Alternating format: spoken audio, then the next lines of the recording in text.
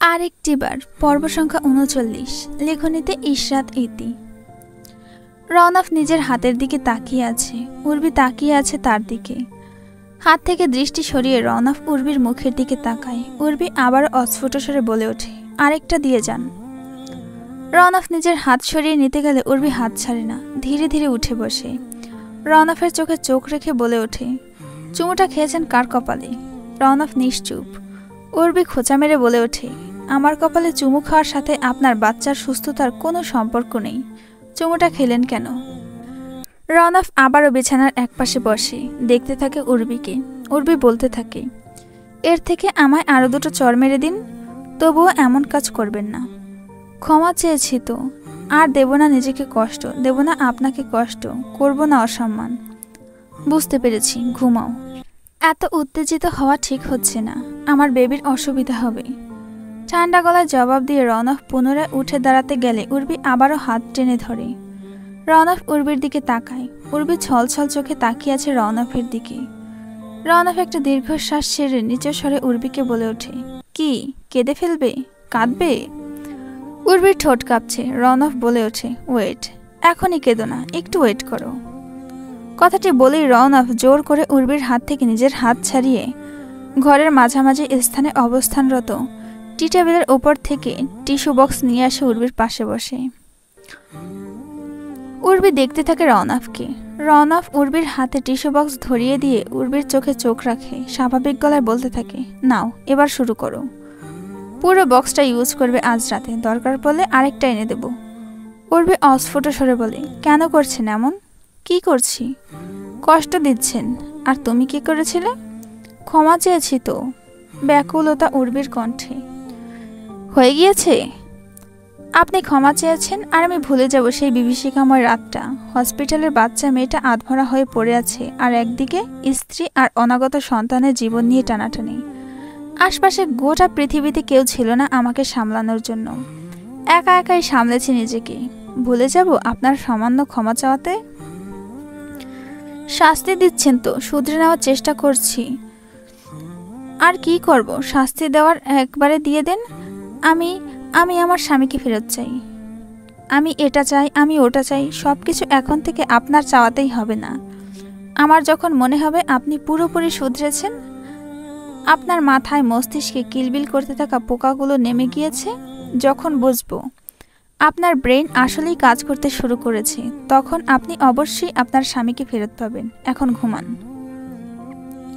উর্বির চোখ থেকে পানি গড়িয়ে পড়তেই রওনক খামচা মেরে টিস্যু বক্স থেকে একদলা টিস্যু পেপার বের করে উর্বির গাল মুছে দেয়। হাই তোলার ভান করে বলতে থাকে, নিন, আমি উদ্বোধন করে দিলাম। এখন শুরু করুন আপনার অশ্রু বিসর্জন, আর নিজেরটা নিজে মুছে নিন অনুগ্রহপূর্বক। একটু থেমেই রওনক বলে ওঠে, ওয়েট ওয়েট, ব্যাপারটা জমছে না, আর একটু ইন্টারেস্টিং করতে হবে। উর্বি অবাক চোখে তাকিয়ে আছে রওনকের কথা শুনে। রওনক হাত বাড়িয়ে বেড সাইডের টেবিল থেকে ফোন তুলে নিয়ে প্লেলিস্ট থেকে শ্রাবণের ধারার মতো পড়ুক ঝরে গানটা ছেড়ে দেয়। তারপর উর্বির দিকে তাকিয়ে বলে, নিন, এবার কন্টিনিউ করুন কান্না। চোখের সামনে শ্রাবণের ধারার মতো বিরতিহীন অশ্রু বর্ষণের এমন অভূতপূর্ব দৃশ্যের সাথে এই গানটি একেবারেই সামঞ্জস্যপূর্ণ। নিন নিন, শুরু করুন। আরে, আপনার চোখের আলগা পানি কোথায় গেল? ফুরিয়ে গিয়েছে নাকি এত তাড়াতাড়ি? কথাটি বলেই রওনক আরেকটা টিস্যু পেপার বের করে উর্বির হাতে দেয়। উর্বি এক ঝটকায় টিস্যু বক্সটাকে আর ফোনটাকে ঘরের মাঝ বরাবর মেঝেতে ছুঁড়ে মেরে রওনকের দিকে তাকায়। কাঁপা কাঁপা গলায় বলে ওঠে, শর্মির পাপা। জি বলেন। উর্বি বলতে থাকে, আমি আমার স্বামীকে ফেরত চাই, সময় হলে পাবেন। উর্বির ঠোঁট কাঁপছে, ঘন ঘন নিঃশ্বাস নিচ্ছে। নাকের পেশি প্রসারিত হচ্ছে, আবার সংকুচিত হচ্ছে। রওনক এক দৃষ্টিতে সেদিকে তাকিয়ে আছে, যদিও তার খুব হাসি পাচ্ছে, কিন্তু সে চেহারায় যথেষ্ট গাম্ভীর্য ফুটিয়ে তোলার চেষ্টা করছে। আজ সে সিদ্ধান্ত নিয়েছে, যদি এই মেয়ে কাঁদে তাহলে সে আরও কাঁদিয়ে ছাড়বে, আর যদি না কাঁদে তাহলে সমস্ত শাস্তি মকুফ করে তার বুকে টেনে নেবে। উর্বি কিছুই বলছে না, নিজের আবেগকে নিয়ন্ত্রণে রাখার প্রাণপণ চেষ্টা করছে, কিন্তু শেষমেশ না পেরে কেঁদেই দিল ফুপিয়ে ফুপিয়ে। রওনক একটা গভীর নিঃশ্বাস ফেলে শাস্তি মকুফ করা গেল না এই ভদ্রমহিলার, আজ সারা রাত কাঁদুক। সে নির্লিপ্ত ভঙ্গিতে উর্বির কান্নাকে পাত্তা না দিয়ে ওদিক ফিরে শুয়ে পড়ে। উর্বি প্রচণ্ড আহত হয় রওনকের এমন আচরণে। সাথে সাথে কান্না থামিয়ে দিয়ে সে চোখ মুছে নেয়। চোখ মুখ মুহূর্তের মধ্যে কঠিন করে সে বিছানা থেকে নামে।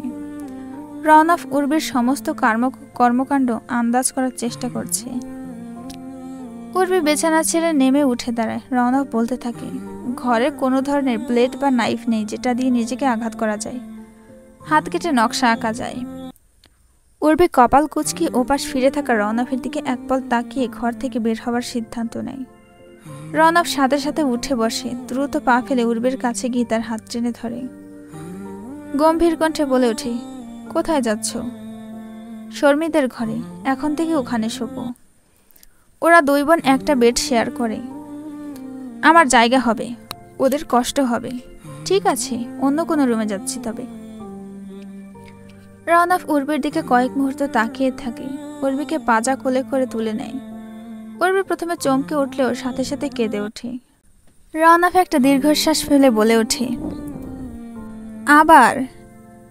এই, আমি তোমাকে ছাদের স্টোর রুমে রেখে আসছি বরং। কথাটি বলেই রওনক ঘরের বাইরে পা রাখতে যাওয়ার আগেই উর্বি দুই হাতে রওনকের গলা জড়িয়ে ধরে ফোঁপাতে থাকে। রওনক দাঁড়িয়ে যায়। উর্বি চোখের পানিতে তার গ্রীবাদেশ ভিজে যাচ্ছে। উর্বিকে বিছানায় বসিয়ে দেয় রওনক, কিন্তু উর্বি তার গলা ছাড়ে না। শক্ত করে জড়িয়ে ধরে রেখেই কাঁদতে থাকে। রওনক ছাড়াতে চেষ্টা করেও পারে না। হাতের বাঁধন আরও শক্ত করে উর্বি। দুজনে ওভাবেই কিছুক্ষণ বসে থাকে, কেউ কোনো কথা বলে না। উর্বির কান্না থামায় না। হঠাৎ রওনকের ঠোঁটের কোণে অস্পষ্ট হাসি ফুটে ওঠে।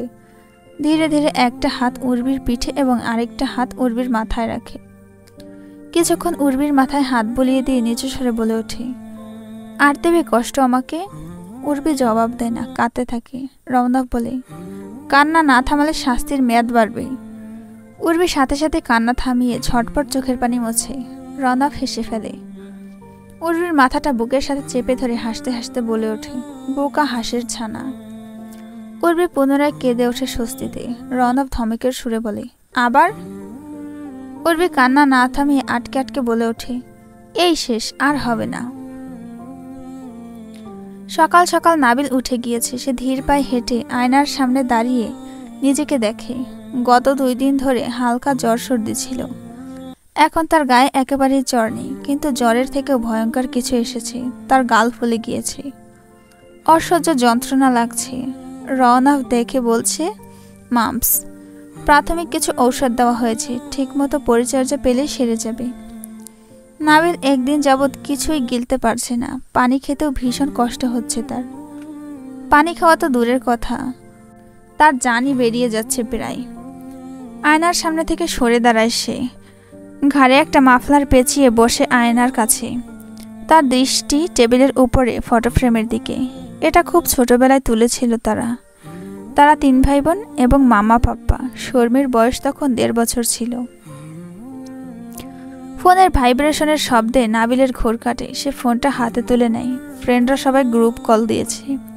নাবিল কলটা রিসিভ করে না, টেক্সট লিখে দেয়, কান্ট টক, সামহট সিক। আমিরুন একটা বার্লি নিয়ে নাবিলের রুমের সামনে আসে। নাবিল বাবা, আসমু? নাবিল মাথা নেড়ে আসতে বলে আমিরুনকে। আমিরুন ঘরে ঢুকে বাটিটা নাবিলের বিছানার পাশে রাখে। নাবিলের দিকে তাকিয়ে বলে, এই বার্লিটা কষ্ট কইরা খাও বাবা, নয়তো শরীরে জোর পাইবা না। এইটা ছাড়া অন্য কিছু তো খাইতেও পারবা না। নাবিল মাথা নাড়ায়, তার এখন খাওয়ার ইচ্ছে নেই। আমিরুন জোর করতে থাকে, খাও বাবা, ভাইজান শুনলে রাগ করব। নাবিল খাবে না, বাটি সরিয়ে দেয়। আমিরুন মুখ ফসকে বলে বসে, বড়ভাবে অসুস্থ মানুষ, কত কষ্ট কইরা বানাইছে, শান্ত বাবা, একটু খাইয়ে নাও। কথাটা বলেই আমিরুন জিভ কাটে। উর্বি দরজার বাহিরে দাঁড়িয়ে কপাল চাপড়াতে থাকে। আমিরুনকে সে যেইটা নিষেধ করে দিয়েছে বরংবার আমিরুন সেইটাই করছে। নাবিল আমিরুনের কথা শুনেই টেবিলের উপর থেকে বার্লির বাটিটা উঠিয়ে ফ্লোরে ছুঁড়ে মারতে উদ্যত হয়। খাবার ওটা, রাগ দেখানোর বস্তু নয়। উর্বি কথাটা বলতে বলতেই ঘরে ঢোকে। নাবিল থেমে যায়। উর্বির মুখের দিকে তাকিয়ে থাকে, তারপর অস্ফুট স্বরে বলে ওঠে, নিজেকে নিয়ে ভাবুন আপনি। আমার কোনো কাজ করতে হবে না আপনার অসুস্থ শরীর নিয়ে। উর্বি চোখের ইশারায় আমিরুনকে ঘর থেকে বের করে দেয়। উর্বি গিয়ে বিছানার একপাশে বসে নাবিলের মুখোমুখি তাকায়। নাবিল নড়ে চড়ে বসে। উর্বি বলতে থাকে, তোমার মনে হচ্ছে আমি তোমার পাপাকে তোমার থেকে দূরে সরিয়ে নিয়েছি? দেননি? উর্বির প্রশ্নের সাথে সাথেই নাবিল পাল্টা প্রশ্ন করে ওঠে কর্কশ কণ্ঠে। উর্বি ম্লান হেসে দৃঢ়ভাবে বলে ওঠে, না দেইনি। নাবিল উর্বির দিকে তাকিয়ে থাকে। উর্বি বলতে থাকে, আমি তো শুধু তোমার পাপার জীবন থেকে একটুখানি জায়গা নিয়েছি, যেই রকম তোমাদের 3 ভাই বোনের জীবন থেকে একটু একটু করে জায়গা নিতে চাই। নাবিল চুপ করে আছে। উর্বি বলতে থাকে, আমি রওনাফ করিম খানের 3 ছানাকে ভয়ঙ্কর পছন্দ করি, স্নেহ করি, কারণ দে বিলংস টু রওনাফ করিম। তাদের দূরে সরিয়ে দেব? কথাটি বলেই উর্বি উঠে দাঁড়ায়। বার্লির বাটিটা তুলে নিয়ে নাবিলের একটা হাত ধরে বাটিটা নাবিলের হাতে দেয়। বলে, বাবা, কিছু কিছু সম্পর্কে সমীকরণ কখনো মেলানো যায় না। তোমার আমার সম্পর্কটাও সম্ভবত সেরকম। খেয়ে নাও, নিশ্চিত মনে খাও। তোমার পাপা তোমাদেরই আছেন, তিনি একজন শুদ্ধ মানুষ, কারোর প্রতি অবিচার করেন না, তোমাদের মাম্মার প্রতিও করেনি। কাল সারা রাত তোমাদের পাপা ঘুমাননি, নামাজ আদায় করেছেন নিবৃত্তে। তার প্রার্থনায় কে ছিল তা আমি জানি, তা তুমিও জানো। কথাটি বলে উর্বি চলে যায়। নাবিল তার হাতের বার্লির বাটিটার দিকে তাকিয়ে থাকে এক দৃষ্টিতে। আদালত চত্বরে রওনাফ গাড়ি থামায়। গাড়ি থেকে নেমে ঘুরে এসে দরজা খুলে হাত বাড়িয়ে দেয় উর্বির দিকে। উর্বি আতঙ্কিত মুখে তার দিকে তাকিয়ে আছে। রওনাফ তাকে চোখ দিয়ে আশ্বস্ত করে বলে, এসো। উর্বি অস্ফুট স্বরে বলে, শর্মির পাপা, আমি আছি। উর্বিকে থামিয়ে দিয়ে রওনাফ বলে। উর্বি রওনাফের হাতে হাত রেখে গাড়ি থেকে নামে। ঠিক সেই মুহূর্তে একটা পুলিশ ভ্যান এসে আদালত প্রাঙ্গণে থামে। আদালত প্রাঙ্গণে আজ প্রচুর ভিড়, অসংখ্য কেসের শুনানি আজ। পুলিশ ভ্যানটাকে দেখে উর্বি চমকে উঠে রওনাফের পেছনে গিয়ে দাঁড়ায়। রওনাফ উর্বির ঘাবড়ে যাওয়া মুখটা অবলোকন করে পুলিশ ভ্যানের দিকে তাকায়। কনস্টেবল ভ্যান থেকে আসামি নামায়। রওনাফ নিচু গলায় বলে ওঠে, অন্য কেসের আসামি। উর্বি অসহায় ভঙ্গিতে রওনাফের দিকে তাকায়। রওনাফ ঠান্ডা গলায় বলতে থাকে, মুখোমুখি তো হতেই হবে। কথাটি বলেই রওনাফ উর্বির হাত ধরে এগিয়ে যায় দালানের দিকে। এজলাসে প্রায় 50 লোক। গরমে ঘেমে নিয়ে সবাই একাকার। মাথার উপরে ফ্যানগুলো ঘুরছে, বাতাস দিচ্ছে কম, আওয়াজ দিচ্ছে বেশি। উর্বির প্রচণ্ড অস্বস্তি হচ্ছে। ধীরে ধীরে অসুস্থ বোধ করছে সে। উচ্ছ্বাসকে এখনই এজলাসে আনা হয়নি, তবে উচ্ছ্বাসের বাবা এসেছে। চুপচাপ নিজের পেছনে 2জন দেহরক্ষী দাঁড় করিয়ে বসে আছে। মাথা তুলে উর্বির দিকে একপল তাকিয়েছিল, আর তাকায়নি। বিচারক আসনের উপরে ফ্যান ঘুরছে ঘর ঘর শব্দ করে। বিচারক নেই, একাধিক আইনজীবী এবং অন্যান্য দাপ্তরিক কর্মচারী। বিচারকের টেবিল পর্যন্ত পৌঁছে গিয়েছে তাদের আসন। একটি মামলার জন্য একাধিক আইনজীবী, কে কোন পক্ষের বোঝা মুশকিল। উর্বি কিছুই জানে না, শুধু রওনাফ একজনের সাথে হ্যান্ডশেক করে কিছুক্ষণ কথা বলছিল বিধায় উর্বি বুঝতে পারে উনি বাদী পক্ষের। আইনজীবীদের ত্রিপক্ষীয় হট্টগোলে গমগম করছে এজলাস। এমন সময় বিচারক হন্তদন্ত হয়ে এজলাসে প্রবেশ করে নিজ আসন গ্রহণ করে টেবিলে কলম দিয়ে ঠুকঠুক আওয়াজ তুলতেই পুরো এজলাস নিস্তব্ধ হয়ে যায়। 2জন আইনজীবী নিজেরা পরামর্শ করে পুলিশ ইন্সপেক্টর দীপাঙ্করকে ইশারা করে। দীপাঙ্কর বেরিয়ে যায় এজলাস থেকে এবং কিছু সময় পরে 2জন কনস্টেবলকে নিয়ে উচ্ছ্বাসকে এনে কাঠগড়ায় দাঁড় করায়। উর্বির মুখ ঘুরিয়ে মাথা নিচু করে রওনাফের হাত খামচে ধরে। হঠাৎ উর্বির অস্বাভাবিক আচরণ দেখে রওনাফ কাঠগড়ার দিকে তাকাতেই উচ্ছ্বাসকে দেখতে পায়। রওনাফের দৃষ্টি শান্ত। সে উচ্ছ্বাসকে কিছুক্ষণ দেখে নিয়ে কোনো প্রতিক্রিয়া না দেখিয়ে উর্বির পিঠে একটা হাত রেখে তাকে শান্ত করার চেষ্টা করে বলে, কোনো ভয় নেই। উচ্ছ্বাস রওনাফ আর উর্বির দিকে তাকিয়ে আছে। চোখের দৃষ্টি কোনো অনুভূতি ব্যক্ত করছে না তার। খুবই শান্ত 2 চোখের চাহনি।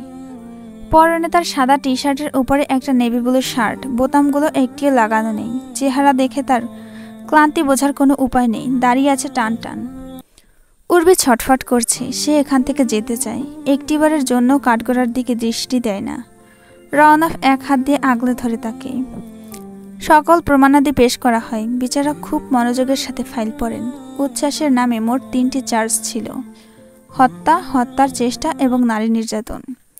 সকল প্রমাণাদি ছানবিন করে বিচারকের রায় উচ্ছ্বাসের সর্বমোট 16 বছরের সাশ্রম কারাদণ্ড হয় এবং তার সাথে অর্থ জরিমানা। উচ্ছ্বাস চুপচাপ উর্বির দিকে দৃষ্টি দিয়ে দাঁড়িয়ে আছে। সাখাওয়াত চৌধুরী দুচোখ বন্ধ করে একটা গভীর নিঃশ্বাস ফেলে সাথে সাথে নিঃশব্দে কেঁদে ওঠে। হঠাৎ করে উচ্ছ্বাস এজালসের সবাইকে ভরকে দিয়ে হেসে ওঠে পাগলের মতো। বিচারক নিজের কলম সরিয়ে রেখে উচ্ছ্বাসের দিকে তাকায়। রওনক চুপচাপ তাকিয়ে আছে উচ্ছ্বাসের দিকে। উচ্ছ্বাস কিছু সময় হেসে জজের দিকে তাকিয়ে খুব স্বাভাবিক ভঙ্গিতে বলে ওঠে, আচ্ছা, আপনাদের আইনে বেঈমানের কোনো শাস্তি আছে? তারা পৃথিবীতে উন্মুক্ত হয়ে ঘুরে বেড়ায়, সুখী হয় কেন? উর্বি মাথা তুলে উচ্ছ্বাসের দিকে তাকায়। উচ্ছ্বাস জজের দিকে দৃষ্টি সরিয়ে উর্বির দিকে তাকিয়ে চিৎকার করে বলে ওঠে, বেঈমানের কোনো শাস্তি হয় না কেন? উর্বি কাঁপছে। রওনক দাঁতে দাঁত চেপে দাঁড়ায়। ভরা এজালসের সবার সামনে চেঁচিয়ে উচ্ছ্বাসকে উদ্দেশ্য করে বলে ওঠে, জিপ টেনে ছেড়ে ফেলবো স্কাউন্ড্রেল। জজ টেবিলে কলম ঠুকে রওনককে উদ্দেশ্য করে বলে, ডক্টর খান, এটা কোর্ট, বিহেভ ইয়োরসেলফ। রওনক পুনরায় বসে পড়ে। উর্বি মাথা নিচু করে শাড়ির আঁচল চেপে ধরে বসে আছে। তার মাথা ঘুরছে। রওনক উর্বিকে আঁকলে ধরে। উচ্ছ্বাস পুনরায় বলে ওঠে, তুমি নিজেও জানো তুমি বেঈমান, তাই চোখ তুলে তাকানোর সাহস নেই, তাই না? উর্বি রওনকের হাত খামচে ধরে। রওনক আবারও উচ্ছ্বাসের উপর চেঁচিয়ে ওঠে, আফসোস, নিজের অসুস্থতা এখন পর্যন্ত উপলব্ধি করতে পারছো না তুমি। আমি আমার পরিবারকে ভালোবাসি, নয়তো আমার স্ত্রী কন্যার গায়ে হাত তোলার শাস্তি আমি নিজেই দিতাম। জজ রওনককে চুপ করিয়ে দিয়ে কেসের শুনানি দিয়ে উঠে দাঁড়ায়। উচ্ছ্বাস উর্বির দিকে তাকিয়ে আছে। উর্বি রওনকের বাহুতে মুখ লুকিয়ে বসে আছে। রওনক তার হাত ধরে আছে। উচ্ছ্বাস হঠাৎ ডুকরে কেঁদে ওঠে। এজলাসে উপস্থিত কি সবাই কিছুটা অবাক হয়ে উচ্ছ্বাসের দিকে তাকায়। কনস্টেবল দুজনে সে উচ্ছ্বাসকে কাঠগড়া থেকে নামিয়ে নেয়। উচ্ছ্বাস বলতে থাকে, খুব বেশি কষ্ট হয়ে যেত আমার হয়ে থাকলে উর্বি। দীপঙ্কর উঠে গিয়ে উচ্ছ্বাসকে ধরে টানতে টানতে নিয়ে যায় এজলাসের বাইরে। সাখাওয়াত চৌধুরী উঠে দ্রুত ছেলের কাছে যায়, ছেলের সাথে মুক্ত বাতাসে শেষ সাক্ষাৎ করবে বলে। উর্বি সেই যে মুখ লুকিয়েছে আর কোনো সারা শব্দ করেনি। রওনক ভেবেছে ভয়ে কুঁকড়ে গিয়েছে, তাই সেও ওভাবে আগলে ধরে রেখেছে। উচ্ছ্বাসকে এজলাস থেকে নিয়ে যাওয়ার সাথে সাথে রওনক ধিমি আওয়াজে উর্বিকে ডেকে ওঠে, উর্বি। উর্বি সাড়া দেয় না। রওনক দু হাতে উর্বিকে নিজের থেকে আগলা করে দু হাত মুখ আগলে ধরে মুখের দিকে তাকিয়ে দেখে উর্বি অচেতন হয়ে গিয়েছে।